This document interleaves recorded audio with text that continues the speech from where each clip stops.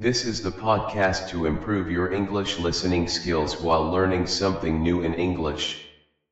Every episode, we bring you interesting topics in simple and clear English, so you can listen, learn, and grow. So, sit back, relax, and let's get started. All right, welcome back everyone for another deep dive.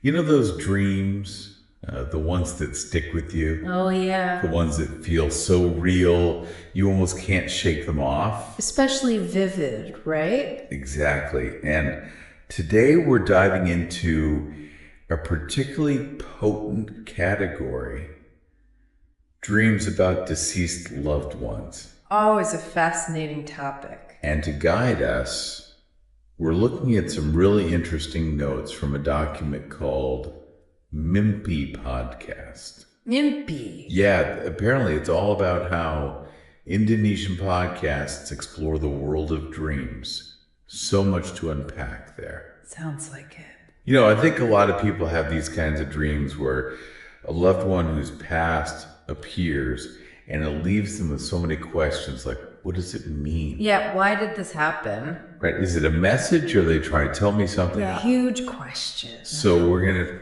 try to shed some light on that today. Awesome. So let's start with maybe like a psychological perspective. Sure. This Mimpi Podcast document kind of suggests that our subconscious uses dreams to work through tough emotions, especially grief. And it's not just about missing the person, right? It's about processing all those messy, complicated feelings that come with loss. Definitely. I mean, imagine your mind is like creating this safe space, almost a stage where you can have that one last conversation you never got to have in real life. Like a chance to say goodbye. Yeah, exactly. Or maybe express those feelings of guilt or regret that you might be holding on to. That makes sense. You know, sometimes these dreams even help us work through unfinished business things left unsaid. Like closure almost. Yeah, like your subconscious is nudging you towards some kind of resolution and understanding. I like that. So that's kind of the psychological angle, but this source also goes into like the spiritual and cultural side of things. Oh, for sure. And it adds a whole other dimension to the interpretation, doesn't it? Totally.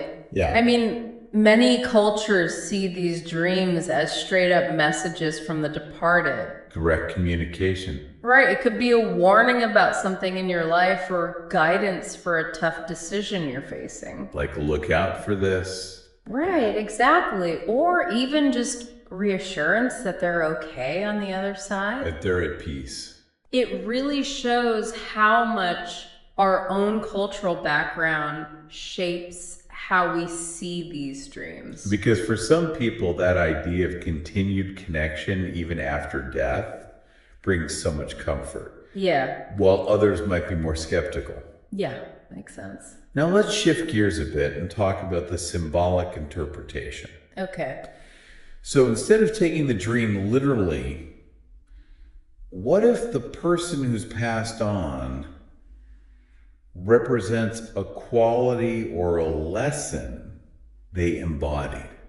Interesting. Like they're not literally there, but they're a symbol. Yeah, that's a cool way to look at it.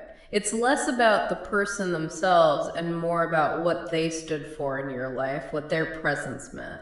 So let's say you dream about your grandmother, who is known for her resilience. Maybe it's your subconscious encouraging you to tap into your own strength during a difficult time. Yeah, like a little reminder from within. Exactly. Like, hey, remember grandma, you've got this. Yeah.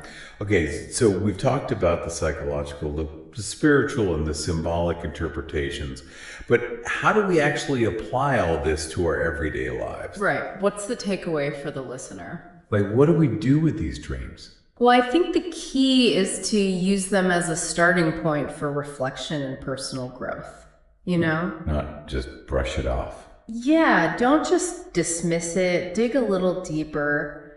Ask yourself, what emotions did this dream stir up? What aspect of that person really stood out in the dream? Like what really grabbed my attention? Exactly, because the answers to those questions can reveal some pretty valuable insights about yourself and the path you're on. I see.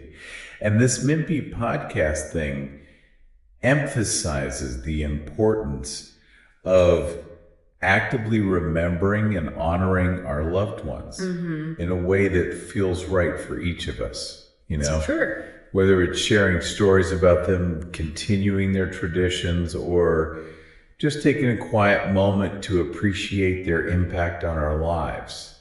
It's about finding ways to keep their memory alive that feel genuine and authentic to you. No right or wrong way. Exactly. So much of this comes down to personal interpretation, but I'm wondering if there's a bigger message here too. Oh, wow.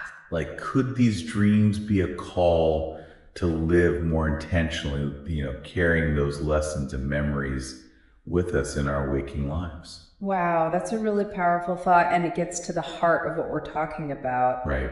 Maybe these dreams are a gentle nudge from beyond, a reminder to embrace the lessons we've learned from those who have shaped us, and to live a life that honors their memory. Something to think about for sure, and remember, dream interpretation is a personal journey. Absolutely.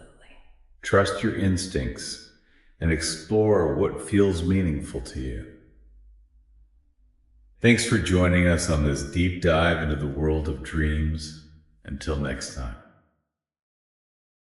Thank you for watching this video. Hopefully useful. Don't forget to like and subscribe.